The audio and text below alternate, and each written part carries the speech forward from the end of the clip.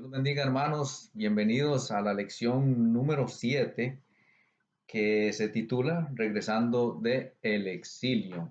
El texto áureo o el texto clave, en este caso, se encuentra en el libro de Esdras, capítulo 1, verso número 2, y se lee de la siguiente manera.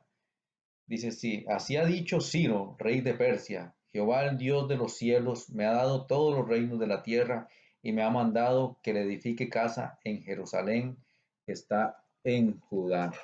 Yo soy el hermano Roberto Araya y me siento bien contento de que les voy a poder dar esta lección el día de hoy, tengo la oportunidad que me ha dado Dios de poder compartir la palabra con ustedes.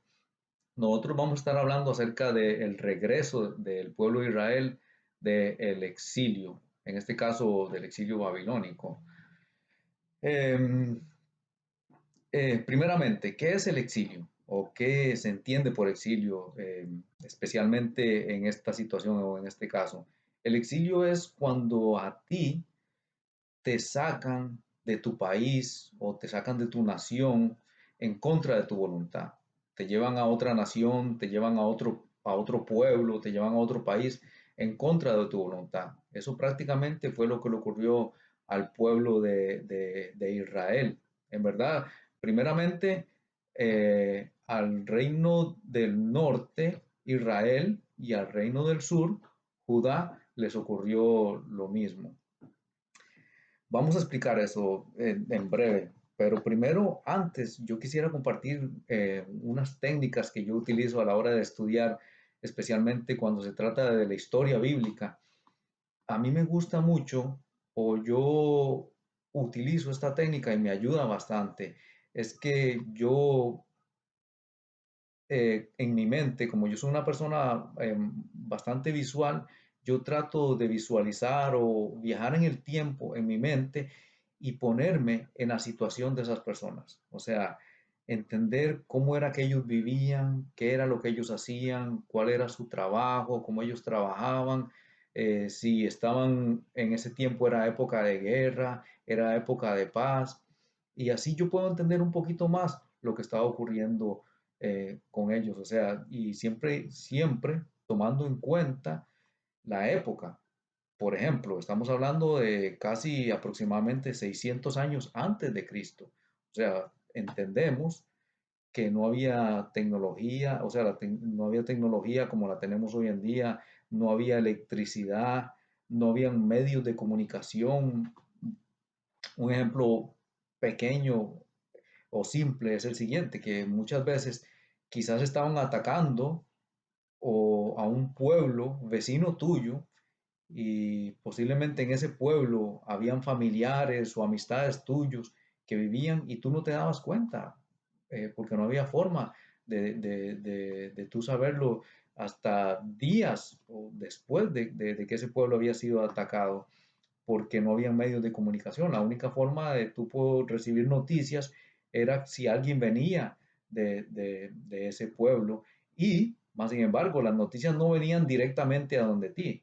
Casi siempre las noticias venían o iban a donde las personas, donde los dirigentes, donde los altos dirigentes, y muchas veces tú ni siquiera te das cuenta de lo que está ocurriendo en la nación o en los pueblos vecinos. Eso es solamente un ejemplo. Después, la otra técnica, por llamarlo así, que yo utilizo es que también trato en este caso, del exilio, trato también de traer lo que está pasando en esa época, lo que está viviendo el pueblo, trato de traerlo al presente. O sea, de traerlo a como si eso me pasara o nos pasara a nosotros en el día de hoy. Entonces eso se me hace más claro para mí entender el sufrimiento que estaban pasando esas personas, la angustia o lo difícil que era para ellos. Y así puedo comprender un poquito más de lo que la palabra o la escritura me está enseñando. Ok, pero eso lo vamos a ir aplicando durante la clase, durante la lección. Ya como les mencioné en un principio, nosotros hablamos de que hubo una división en el reino. Recuerden ustedes que como nos enseñó nuestra querida hermana Ana Isales, nos estuvo enseñando en lecciones anteriores acerca de la división del reino. El, cuando David fue el rey sobre Israel era una sola nación, un solo pueblo, era un solo reino. Después, durante Salomón, también fue un solo reino. Durante el hijo de Salomón, después de su reinado, fue que el reino se dividió. El reino se dividió en dos reinos, que se conocían como el reino del norte, que se le llamaba Israel, y el reino del sur, que se conocía como Judá. ¿Qué pasa? El reino de Israel, las personas se corrompieron, tanto los reyes como el pueblo, empezaron a hacer todo lo contrario de lo que Dios les había mandado y empezaron a adorar otros dioses, empezaron a hacer todo lo contrario a lo que Dios les había mandado.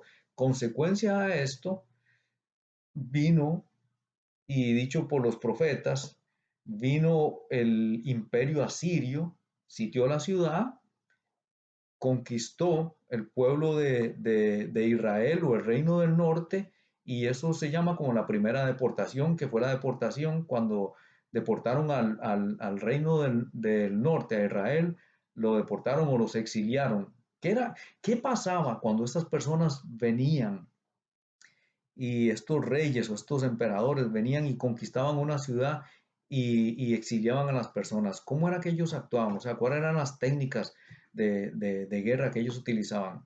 Eran bastante crueles, eran bastante fuertes, porque, por ejemplo, ellos venían al pueblo, ¿no? Y las personas que se oponían, por supuesto, morían muchísimas personas, pero también ellos lo que hacían era que te sacaban a ti y a toda tu familia de tu casa, de tu pueblo, y lo destruían todo, o sea, saqueaban y todas las cosas de valor las tomaban para ellos, ya fuese ganado, alimentos, prendas de valor o todo lo que tú tuvieras de valor, ellos lo tomaban, el ejército lo tomaba para sí y tú te quedabas sin nada, literalmente te quedabas sin nada. Y aparte de eso, no solamente te quitaban todas tus cosas, sino que también destruían tu casa, le quemaban las ciudades, les prendían fuego a todo hasta quedar todo en ruinas. Eso te afectaba a ti de tan manera psicológica que tú veías que todo lo habías perdido todo literalmente. Aparte de eso, te tomaban y te deportaban, te exiliaban y te mandaban a otras naciones que no quedaban cerca. Muchas veces eran meses caminando para poder llevar al lugar a donde ellos te iban a establecer, que tampoco era nada bonito, donde ellos te iban a establecer, porque tampoco era que te iban a decir, mira, tú llegaste aquí y aquí tienes una casa nueva y tienes ganado y tienes tierra para que la siembres. No, al lugar que ellos habían llegado era posiblemente otro lugar que ellos habían conquistado anteriormente y habían destruido, y tú tenías que comenzar de cero, desde los escombros, a reconstruir en una nación que no era ni tu cultura, ni tu idioma, y que te trataban, quizás te trataban mal, no te querían ahí, y tenías que comenzar de nuevo a empezar a edificar. Eso le pasó primeramente al reino del norte, al reino de Israel en mano de los asirios. ¿Qué pasa? El imperio asirio, que era formidable, era grandísimo, era un imperio superpotente en cuanto a ejército, cae. Ese imperio cae en manos de Nabucodonosor, que era el rey de lo que se conoce como el imperio babilónico. Este rey Nabucodonosor, esto ya posiblemente de la caída del reino del norte de Israel, recuerden que había quedado el reino del sur, que se conoce como Judá, ahí era donde estaba el templo. El pueblo de Judá tenía, en unas épocas, tenía reyes buenos y el pueblo buscaba de Dios, pero volvieron a caer en lo mismo que había caído el pueblo de Israel y empezaron a apartarse de Dios y empezaron a hacer lo malo y empezaron a no escuchar la voz de Dios por medio de los profetas, tanto como Isaías, como Jeremías, como profetas que hablaron y decían que iba a venir una gran destrucción para Jerusalén. Los reyes y el pueblo no quisieron escuchar a la voz de Dios. Consecuencia a esto, Nabucodonosor viene y con su imperio, primeramente él le dice al rey de Israel que tiene que pagar. todos los años el rey tenía que pagarle a Nabucodonosor, tenía que pagarle taxes y una enorme suma de dinero. El rey de Judá se rebela contra Nabucodonosor o el rey del imperio de Babilónico y le dice que no le va a pagar más. Consecuencia de esto, el rey de Babilonia viene y rodea la ciudad de Judá y entra a la ciudad y destruye la ciudad por completo. O sea, destruyó el templo que había construido Salomón, ese templo que fue totalmente destruido, los muros de Jerusalén y el pueblo, las ciudades y las personas fueron deportadas. O sea, esa es la deportación o fueron exiliadas y fueron llevadas hasta Babilonia. Babilonia no quedaba cerca, prácticamente si nosotros nos ponemos a buscar el día de hoy entre distancias, sería una distancia aproximadamente casi de 1500 kilómetros que el pueblo fue deportado. O sea, tuvieron que caminar con toda su familia, sus hijos, prácticamente a Babilonia en una distancia, si lo traemos a millas, fueron entre 900 y 1000 millas. Para poner un ejemplo, y como yo les digo que a mí me gusta, o una técnica que yo utilizo es que yo traigo esa época al día de hoy. Vamos a poner un ejemplo. Eso es como que hoy en día se levante un rey o un imperio en el norte. En el norte, en este caso, en el caso mío, yo vivo en la Florida, pero si usted vive en otro país y está escuchando esa lección o está en otro estado, póngase usted en su estado. Bueno, vamos a decir que se levante un rey o un emperador en el norte, al norte de su país, en el caso mío, al norte de la Florida.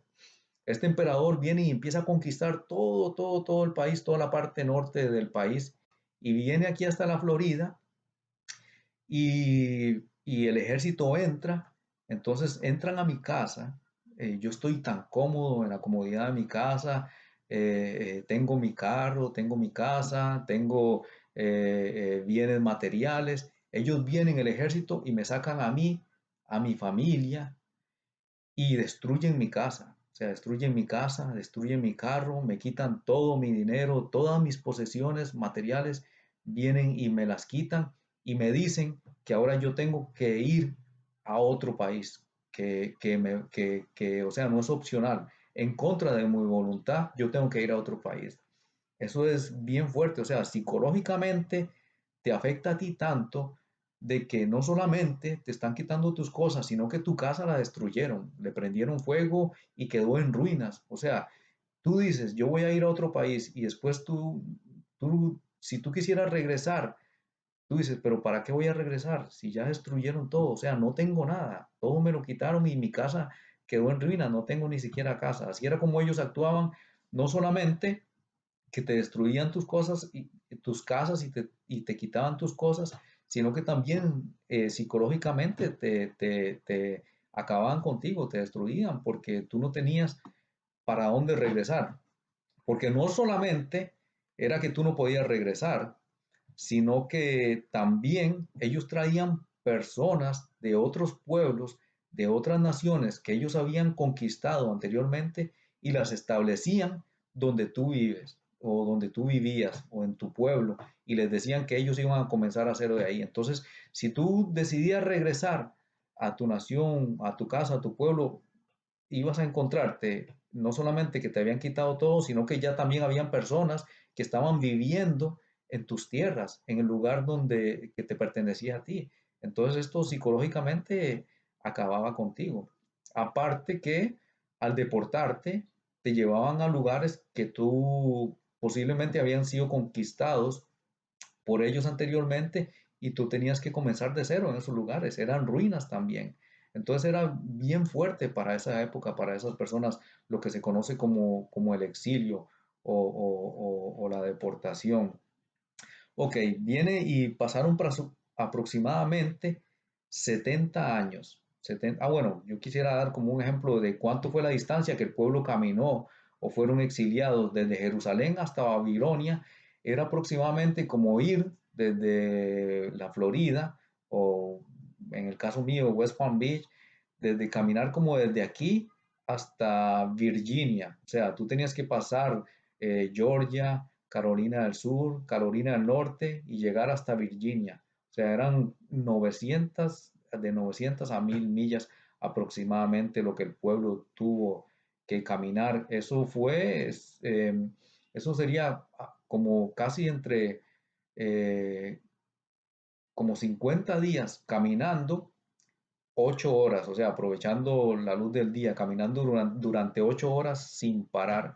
Eso es un aproximado nada más, pero obviamente tuvo que haber sido más tiempo porque iban personas ancianos y también iban niños, o sea que era una distancia bastante larga. De hecho, cuando Esdras, que lo vamos a estar hablando más adelante, cuando Esdras regresó del exilio, se dice que prácticamente le tomó a él y el pueblo que venía con él casi como 4 meses en regresar. Eso es un aproximado que dan los teólogos. Tenemos un periodo aproximado o un periodo de 70 años de cautiverio. Pero ¿qué pasa durante ese cautiverio, durante esos 70 años de exilio? Dios no se olvida de su pueblo, Dios no se olvida del pueblo de Israel, ya que todavía se escucha la voz de Dios a través o por medio de los profetas, de hombres como Daniel, como Ezequiel, como varios profetas que estuvieron durante el exilio, motivando al pueblo. El pueblo se mantiene y no pierde su identidad como judíos, como israelitas. El pueblo no pierde su identidad y también durante ese periodo de tiempo cae el imperio babilónico. El imperio babilónico fue el que tomó cautivo al pueblo de Judá, al pueblo de Israel, y cae ese imperio y se levanta un imperio nuevo, que en verdad es el que conquista a los babilónicos, que es el imperio medo-persa.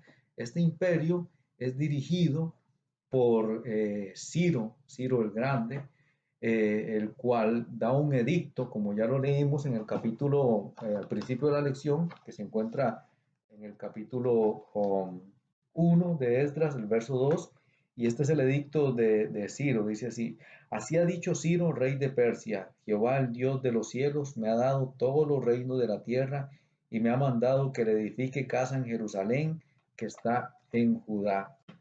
Entonces, gracias a ese edicto, el pueblo tiene permiso para poder regresar. Se cumple lo que la palabra de Dios a través del profeta Jeremías, que dijo que el exilio iba a durar 70 años y después de esos 70 años ellos iban a poder regresar. ¿Cómo regresa el pueblo? Ellos regresan en 3 etapas o 3 expediciones y cada expedición tiene ciertas particularidades. Por ejemplo, en la primera expedición es dirigida por Zorobabel cuando Ciro da el edicto. Eso fue aproximadamente en el año 536 antes de Cristo. ¿Qué pasa? Que Zorobabel y juntamente con varios hombres, con una gran cantidad de personas, esta fue la primera expedición. La segunda expedición fue dirigida por Esdras y la tercera por Nehemías. En la primera expedición ellos tienen un propósito. El propósito es de ir y reconstruir el templo. Lo primero que ellos hacen es reconstruir el altar y volver otra vez a los sacrificios, a Dios, y reconstruyen el templo. Es una situación de mucha alegría para las personas que nacieron en el exilio, porque están regresando a Jerusalén y ven cómo el templo se está levantando, pero también se menciona en el libro de Esdras que los ancianos que habían visto la gloria del primer templo, que era el templo que había construido Salomón, lloraban. O sea, mientras que unos se regocijaban porque se había reconstruido el templo y el altar, otras personas también lloraban porque lo comparaban con el primer templo y no tenía nada que ver en cuanto a la grandeza del primer templo. Pasan aproximadamente 78 años después de la primera expedición o el primer grupo de personas que regresa a Jerusalén, y esta es dirigida por Esdras. Esdras era un escriba. El propósito de Esdras era más bien el de restaurar la vida espiritual, era el de enseñar nuevamente la ley, de que cumplieran la ley, de que el pueblo se volviera a Dios nuevamente, que su vida espiritual creciera. Era también el propósito de Esdras, era el de restaurar la comunidad del pueblo. Hay algo curioso que ocurre en esta segunda expedición o en esta segunda caravana de personas que regresan a Jerusalén. Es que Esdras, cuando llega a Jerusalén, se da cuenta que las personas que están viviendo en Jerusalén, esto incluyendo a los levitas y a sacerdotes, se habían casado con personas de otras naciones. Y esto, según la ley, Dios había establecido que el pueblo de Israel no se mezclara con otras naciones.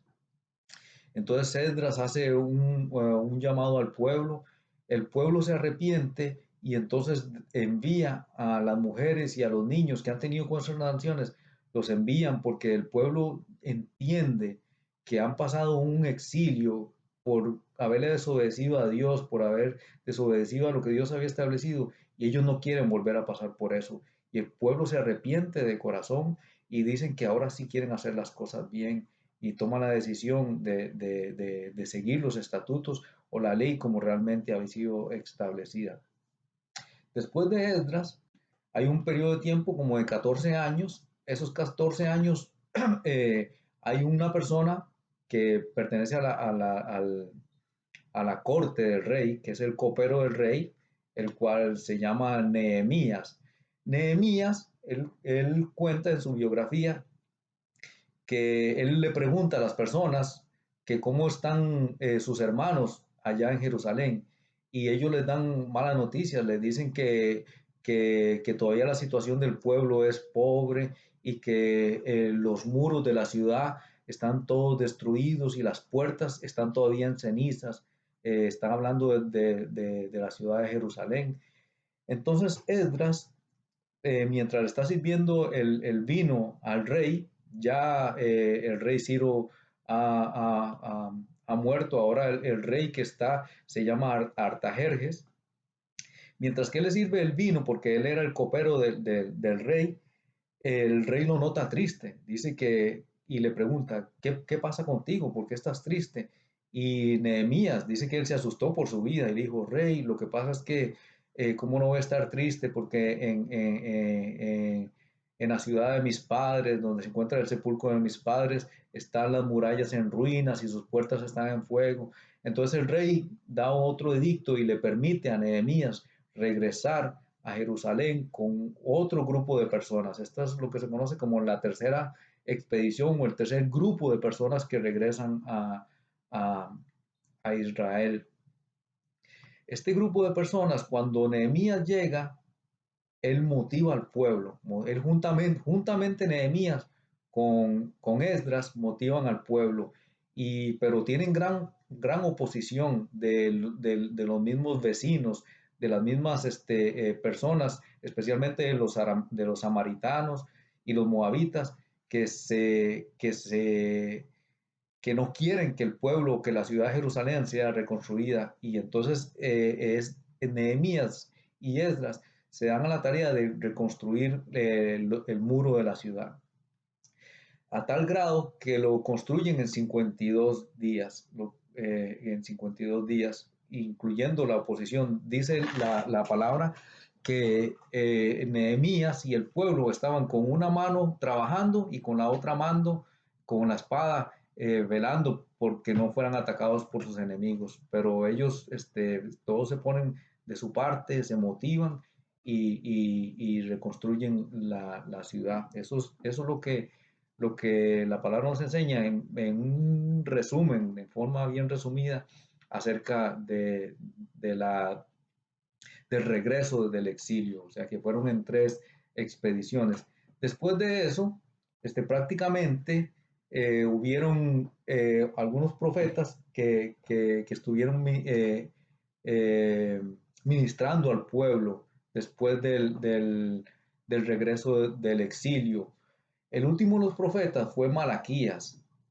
Después de Malaquías hay un periodo de tiempo de 400 años. Esos 400 tiempos, o sea, Malaquías se conoce como el último de los profetas porque desde Malaquías hasta el Nuevo Testamento o el libro de Mateo, que es el primer libro del Nuevo Testamento, hubo un periodo de tiempo de 400 años que no hubo voz profética. O sea, se conoce como el silencio de Dios, que no hubo profeta que le hablara al pueblo.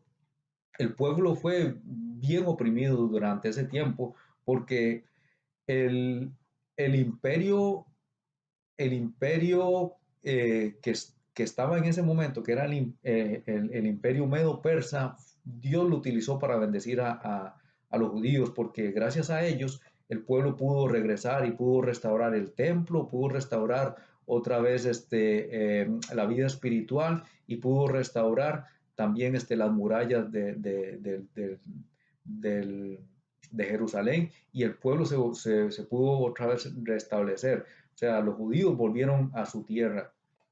Pero después de esto cae el imperio medo-persa en manos de los griegos y en manos de Alejandro Magno.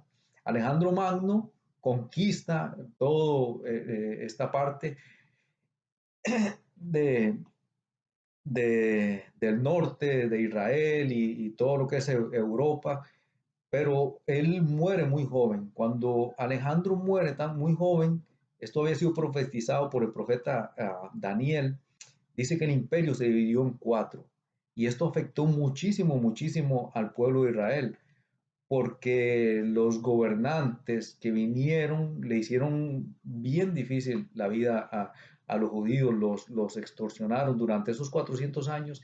Ahí es cuando se levantan lo que es los macabeos, pero eso es para otra historia porque ya no tenemos mucho tiempo para entrar en detalle. Pero aquí prácticamente, después de esos 400 años, ya viene lo que se conoce como el Nuevo Testamento, que van a ser las clases que vamos a empezar a estudiar la próxima semana.